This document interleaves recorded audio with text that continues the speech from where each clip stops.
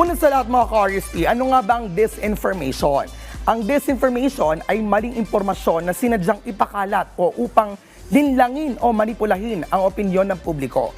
Kadalasan itong ginagawa para sa politika, pang-ekonomiya o iba pang personal na interes. Ang ganitong uri ng impormasyon ay maaaring magdulot ng kalituhan at pagsira sa tiwala ng publiko sa mga institusyon. Ang mga halimbawa po ng disinformation ay una, fake news. Ito po yung mga peking balita na nilikha upang linlangin ang mga tao. Kadalasang may layuning impluwensya ng opinyon ng publiko o siraan ang isang tao o grupo.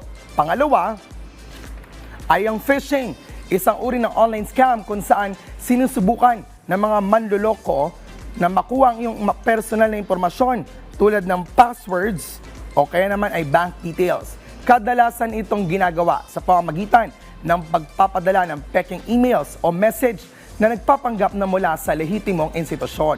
Halimbawa, maaari kang makatanggap ng email na tila galing sa iyong bangko na umiling na iyong account details para limasin ang laman ng iyong account. Isa pa rito ay yung impersonation.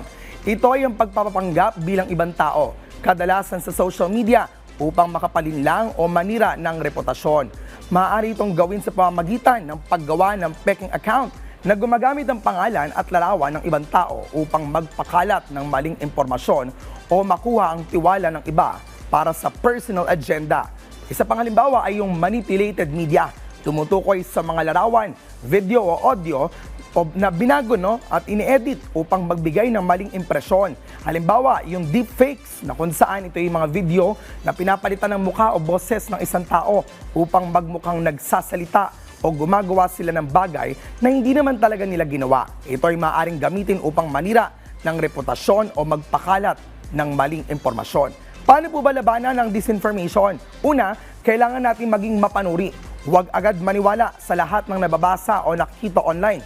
Suriin ang pinagmulan ng impormasyon at tiyaking ito ay mula sa mapagkakatiwalaang source. Pangalawa, gumamit ng fact-checking tools. Maraming online tools at websites ang maaring gamitin upang i-verify kung gaano ka katotoo o totoo ang isang impormasyon.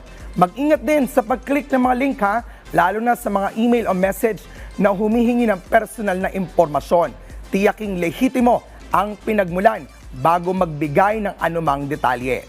I-report din ang peking accounts. Kung makakakita ka ng account na nagpapanggap bilang ibang tao, i-report ito sa platform upang agad na maaksyonan. Magbahagi rin po ng tamang impormasyon. Maging responsable sa pagbibigay ng impormasyon online. Siguraduhin tama at verified ang anumang ipopost o i-share. Tandaan po natin sa panahon ngayon, napakahalaga ng pagiging maalam at mapanuri sa lahat ng impormasyon na ating nakukuha. Sa pamagitan ng pag-unawa sa mga anyo ng disinformation at pagiging responsable sa paggamit ng media, makatutulong tayo sa pagpapanatili ng isang lipunang may integridad at makatotohanan. Yan muna ang ating napag-usapan. Abangan pang iba nating talakayin tungkol sa media and information literacy dito lang sa MIL 101.